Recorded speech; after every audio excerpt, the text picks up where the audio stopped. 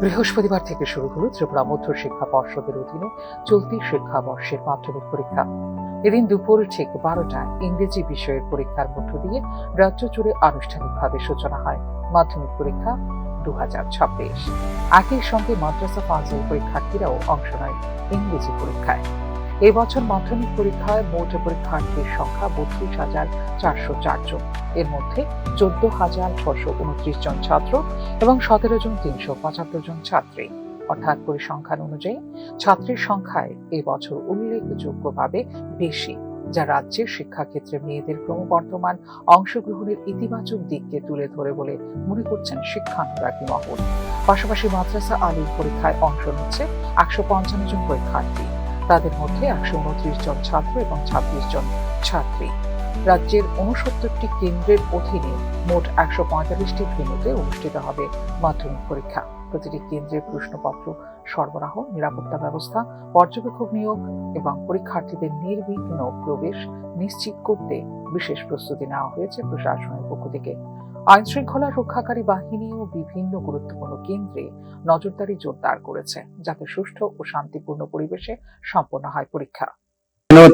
মানে বলে দেয় যেখানে এক্সাম হবে, আমরা 15 দিন আগে আমরা প্রস্তুতি থাকে যে রুমগুলো ছাপায়, পরিষ্কার পরিচ্ছন্ন, জলের ব্যবস্থা, টয়লেট গুলা, যাতে পরীক্ষার্থীর আসতে পরে কোনো প্রবলেম না হয়, তাহলে জলের অ্যাভেলেবল ব্যবস্থা করা হয়েছে, লাইট ফ্যানের ব্যবস্থা করা হয়েছে। আমরা 2-3 দিন আগে এগুলো সেটিং করছি, লোক আছে অল্টারনেটিভ পরিষ্কার করছে, আপনারা দেখলে বুঝতে পারবেন সমস্ত রুমগুলো যাতে অসুবিধা না হয় স্টুডেন্টদের।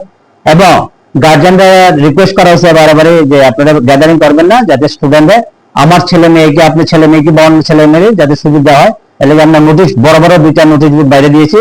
ভিতরে আমরা গেটের মধ্যে 4-5 জন আমরা আছি সহযোগিতার জন্য, এবং তাদের আমাদের হল 1 এবং 2 এবং 23 নাম্বার রুম উপরে, আর বাড়িগুলো নিচে আমরা ডাইরেকশন দিচ্ছি তাদের যে কে কোন দিকে যেতে হবে মেয়েদের বা ছেলেদের। এদের এতটুকু নমস্কার।